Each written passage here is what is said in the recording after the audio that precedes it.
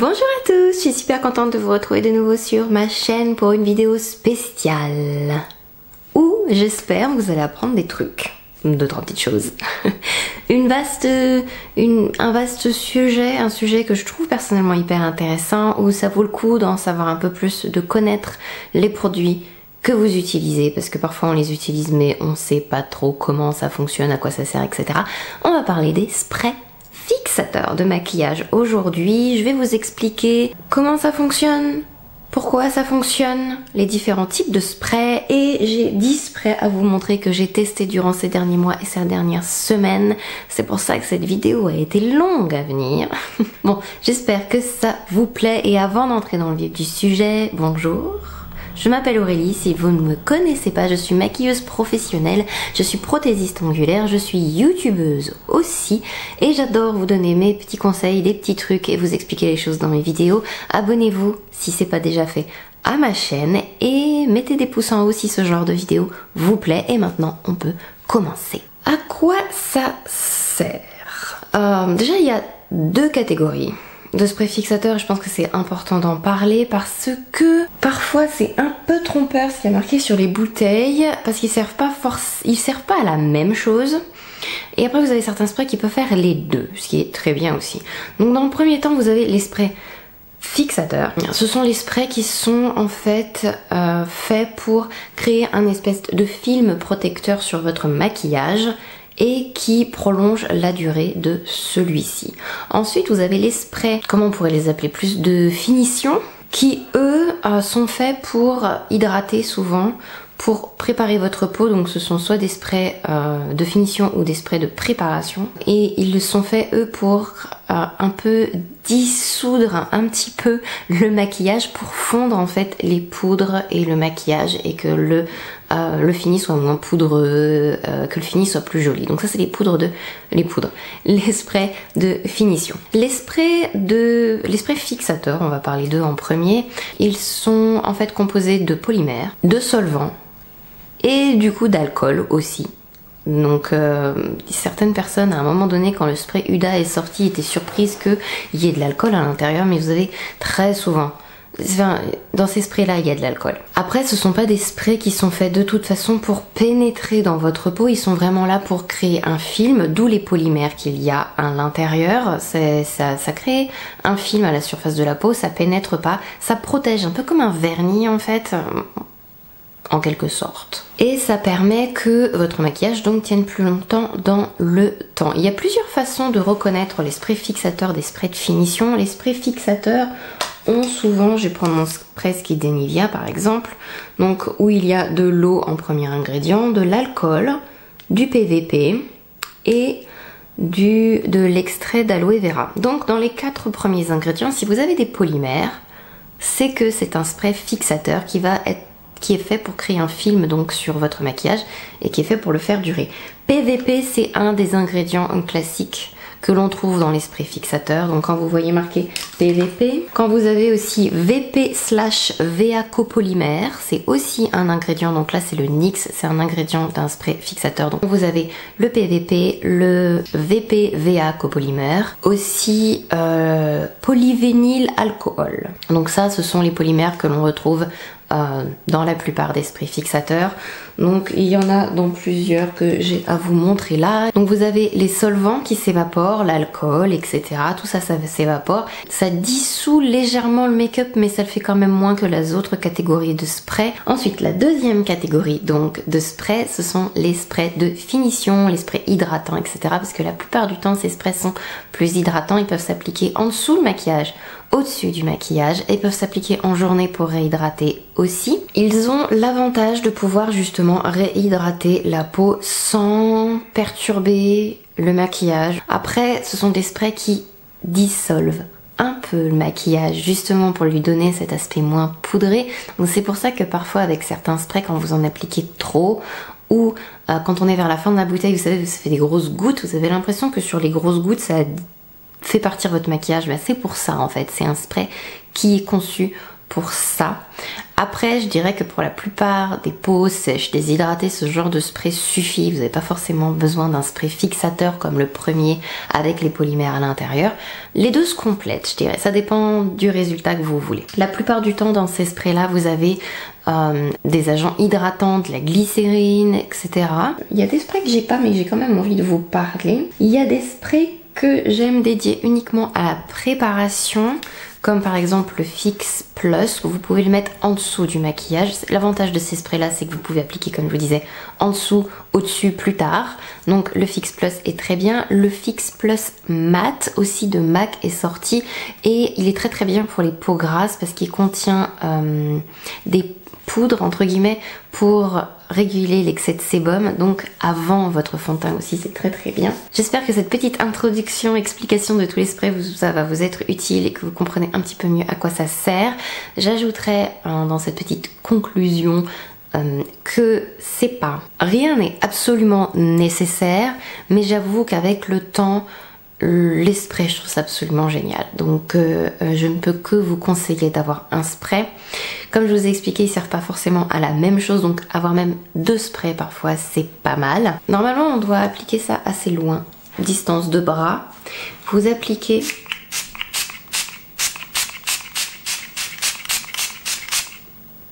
et moi, thème que j'aime bien le faire, c'est ou faire un X ou faire une croix et après faire un rond. Et il m'arrive de l'appliquer parfois en plusieurs fois. Ça dépend des conditions de peau de la personne. Mais par exemple, un spray comme ça, donc je vais vous en parler après plus en détail. Il m'arrive de l'utiliser donc en préparation. Il m'arrive de l'utiliser juste après avoir appliqué la poudre et de passer au reste du visage et de appliquer ou ce spray là ou un autre spray plus fixateur à la fin. Mais les sprays, je peux pas m'en passer personnellement. Donc parfois sur les bouteilles c'est écrit Finishing Spray, Finish Spray, Setting Spray.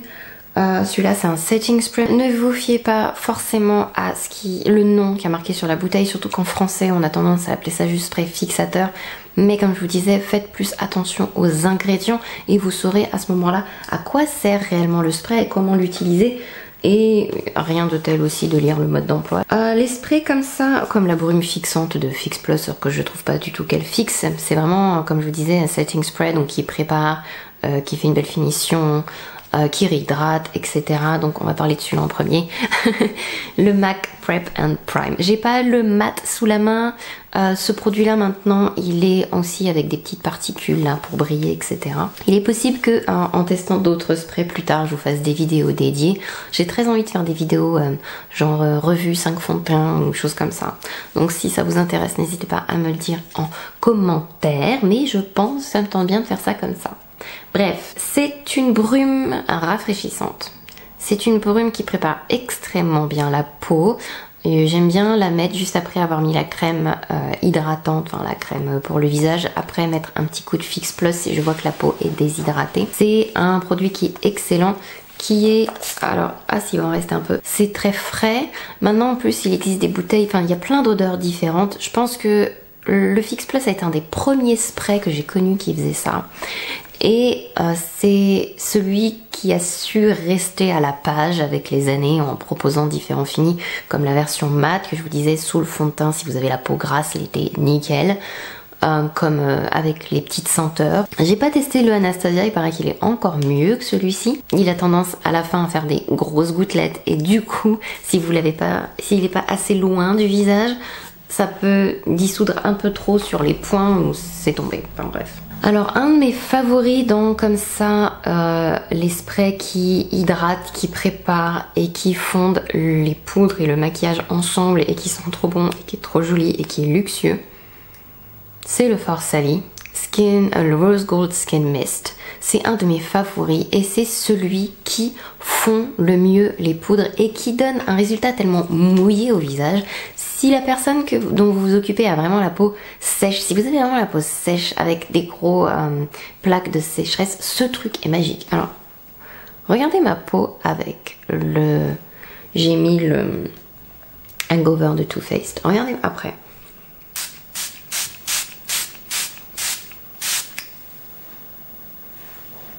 J'espère qu'on va voir à la caméra. C'est mouillé. C'est très mouillé. Ce spray est magnifique. Il coûte un peu cher, mais c'est une tuerie. Il met plus de temps à sécher, donc c'est pour ça que j'aime bien avoir un éventail. Faut faire attention de ne pas se toucher le visage trop tôt après. Il est plus mouillé, donc il est un peu plus collant. Après ça sèche et il n'y a plus rien, mais un peu plus de temps à sécher et à s'évaporer que les autres. Mais elle est vraiment, pour le coup, vraiment hydratante. C'est le spray mouillé hydratant qu'il vous faut. Un spray très agréable à utiliser avec plein de soins à l'intérieur qui sert de base. Alors c'est marqué spray fixateur en français, mais c'est bien un setting spray. C'est-à-dire que ce spray là va fondre les poudres que vous avez sur le visage. Il va réhydrater votre peau, donc vous pouvez même l'appliquer en journée par-dessus votre maquillage sans problème pour lui redonner un petit coup de jeune. C'est pas un spray fixateur, donc voilà, si vous cherchez un spray fixateur, c'est un spray qui est assez hydratant aussi, mais je dirais que dans l'intensité, celui-ci est moins mouillé que celui-là. Donc si vous êtes déshydraté mais que vous avez plutôt la peau mixte, il est pas mal du tout. Par contre, il va pas fixer, donc si vous avez la peau grasse, la peau machin, il va falloir utiliser un autre spray avec celui-ci. Et il sent très bon. Et le spray est agréable aussi. J'aime bien le spray. Le truc primordial qui est hyper important, surtout quand ils sont comme ça avec des ingrédients qui dissolvent un peu le maquillage, c'est qu'ils ne fassent pas de grosses gouttes. Il faut vraiment que ce soit un truc hyper léger. En spray que j'aime beaucoup, le Shake and Glow de L'Oréal que j'ai découvert il y a pas longtemps, je crois que je l'ai mis dans mes favoris du mois dernier. C'est un spray illuminateur. Alors ce que j'aime bien dans la traduction, c'est qu'ils mettent spray illuminateur de teint, c'est le Luminous Setting Spray. Par contre en bas, là où ça gâche tout, c'est que c'est marqué que ça prépare, que ça fixe et que ça rafraîchit. Ça va pas faire ce film, vous savez, qu'on recherche d'un spray fixateur. Par contre c'est vrai que si vous avez la peau mixte, mais que vous ne cherchez pas à fixer mais à rafraîchir et à ce qu'il y ait un joli glow sur le visage sans pour autant avoir l'effet hyper mouillé du Fort Sally, celui-ci est très bien et il a moins, il sèche plus vite aussi que le Fort Sally. Je dirais que les deux sont très proches. Après celui-ci est plus hydratant, il est aussi bien dessous-dessus qu'en cours de journée. Celui-ci, j'aime pas trop préparer avec. Par contre, je préfère encore les soins qu'il y a à l'intérieur du Too Faced. Donc si vous voulez un spray à utiliser avant, plutôt le Too Faced. Si vous voulez un spray après, qui soit pas trop mouillé, ni trop hydratant non plus, mais qui soit juste bien au milieu, le Shake and Glow est très agréable à utiliser. Ah, et j'oubliais, les sprays, secouez-les avant de les utiliser. Ensuite, je vais vous montrer l'entre-deux. Mon favori, parce que c'est un entre-deux, c'est le Morphe Continue Setting Spray, la brume fixatrice continue.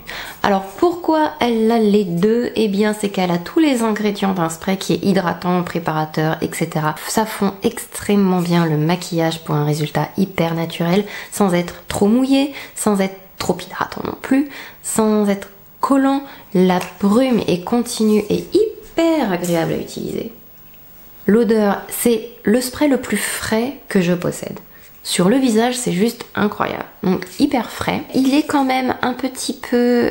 il crée quand même un petit film. Donc si vous avez la peau vraiment très grasse, je vous le conseillerais pas. Parce qu'il n'arrivera pas à fixer suffisamment le make-up. Surtout s'il fait très chaud. Mais pour la plupart des types de peau, il convient très bien. Il y a du PVP à l'intérieur. Donc vous savez, cet ingrédient qui fait que ça crée un film sur le visage. Mais pas dans les 4 premiers ingrédients. Donc du coup... il est quand même plus préparateur et joli pour fondre les poudres. Un peu moins à créer un film, mais il fixe quand même très bien. Sauf comme je vous disais pour les peaux qui sont très grasses où le make-up va se dissoudre un peu facilement. Le Wet n Wild Natural Finish Setting Spray. Il est vraiment plus fixateur. Il y a des polymères à l'intérieur. Mais ce qui me déplaît, c'est le spray. Il est un peu violent, il a tendance à faire des grosses gouttelettes et j'ai pas trouvé qu'il fixait particulièrement bien le maquillage par rapport à mes autres sprays, j'entends bien sûr. Donc je vous avouerai que c'est pas un spray vers lequel je me tourne et j'aime pas trop l'odeur. En plus, étant donné que c'est quelque chose qu'on met sur le visage, enfin, vous savez, c'est un spray, l'odeur elle est quand même importante. Faut que ça sente bon, faut pas que ça sente trop fort, je vais y venir après, mais faut pas que ça sente mauvais non plus. Enfin, faut que l'odeur vous plaise quoi. Le Makeup Finishing Spray Bridal de Skindinivia qui est le meilleur rapport qualité-prix, je pense. J'ai pas recalculé depuis. Vous avez plusieurs formats de flacons. Moi, je les prends sur Beauty Bay, au passage. C'est un spray qui est très fin. C'est un spray qui est parfait pour les mariés, les personnes qui transpirent beaucoup, les personnes qui pensent qu'elles vont pleurer. Il le filme sur la peau. Enfin, ça garde très très bien votre maquillage, par contre. Alors, ça va pas... Ça fond un petit peu le maquillage, mais vraiment lui il est fort, c'est pour créer un film. Votre maquillage ne bouge pas. Je l'ai utilisé très longtemps et je l'utilise encore pour les mariages, surtout l'été. Le All Nighter d'Urban Decay qui a été longtemps un des plus faciles à trouver sur le marché avant l'explosion des sprays fixateurs et qu'on en trouve en veux-tu en voilà. Donc ça, c'est un spray fixateur qui crée un film sur le visage. Et vous pouvez voir ici, comme je vous disais tout à l'heure, que c'est créé par Skindinavia. Excellent spray, très bonne tenue. Si vous avez la peau mixte à grasse, que vous sortez, ça reste un très très bon spray pour garder votre maquillage sous contrôle. On n'y pense pas souvent, mais on passe d'un endroit chaud à un endroit froid. Des fois aussi, le maquillage, ça peut le faire souffrir parce que la peau réagit à ces différences de température. Et c'est le All Nighter, un excellent spray. Mais je dois dire quand même que les sprays Skindinavia ont ma préférence parce que au rapport contenance produit, autant acheter chez Skindinavia directement. De toute façon, c'est eux qui font les sprays. Donc, allez, encore deux derniers sprays. Le NYX Matte Finish Fenny Matte Longue Tenue, le vaporisateur de finition, et là ça ne ment pas, c'est écrit, ça ne se trompe pas non plus. Le troisième ingrédient, comme je vous disais tout à l'heure, il faut que ce soit dans les 4 premiers, c'est du VPVA copolymère. Je tiens quand même à dire que celui-ci, je n'ai pas eu le... Je l'ai eu dernièrement, il n'y a pas longtemps, donc je ne l'ai pas testé sous des conditions extrêmes ou de 35 degrés, plein soleil, etc. comme j'ai pu le faire avec mes autres sprays. Je dirais pas qu'il a un fini réellement mat par rapport à l'autre d'après, mais c'est très bien. Je pense que pour les peaux mixtes, si vous avez vraiment des problèmes avec votre zone T ou peau grasse, je pense qu'il est effectivement pas mal du tout. Donc je vous le conseille. Je vous conseille de le regarder. Le spray est très fin. Il est vraiment très... Je vais éviter de m'en mettre trop sur le visage. Mais j'ai pas encore eu l'occasion, comme je vous disais, de le tester vraiment dans des conditions.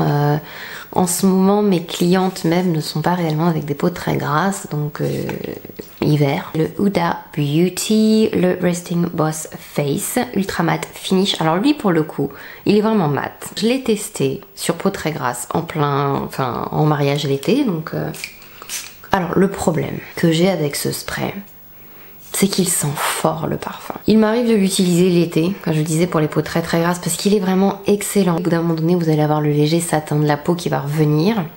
Mais c'est vrai que sur le coup, c'est mat. Et ça permet de garder les huiles que le sébum que la peau grasse va produire sous maîtrise. Ça va garder tout ça sous maîtrise pour éviter que le maquillage ne se sépare. Donc c'est un spray qui fait très bien son job. Après, il sent tellement fort, il faut arriver à le supporter. Alors d'une manière générale, n'ouvrez pas les yeux, ne respirez pas quand vous vous mettez du spray sur le visage, mais encore plus avec celui-ci, sinon vous allez mourir étouffé. Avant de l'utiliser sur quelqu'un, j'en mets un peu dans le capuchon, je lui demande si l'odeur ça va, si elle va supporter, parce que c'est un spray terriblement efficace, mais il faut arriver à le supporter. L'odeur est très forte et elle reste assez longtemps. Si vous aimez le parfum, vous allez sentir très bon, mais c'est fort. Voilà, j'espère que cette vidéo vous a plu, qu'elle n'était pas trop fouillie ou trop pleine d'informations, ou que j'ai toujours peur de pas être claire en fait quand je fais des explications. J'espère que vous aurez appris plein de choses dans cette vidéo. N'hésitez pas, si vous avez des questions, à me les poser en commentaire. Il est temps de se dire au revoir, je vous fais plein de gros bisous et je vous dis à la prochaine vidéo. Bye bye.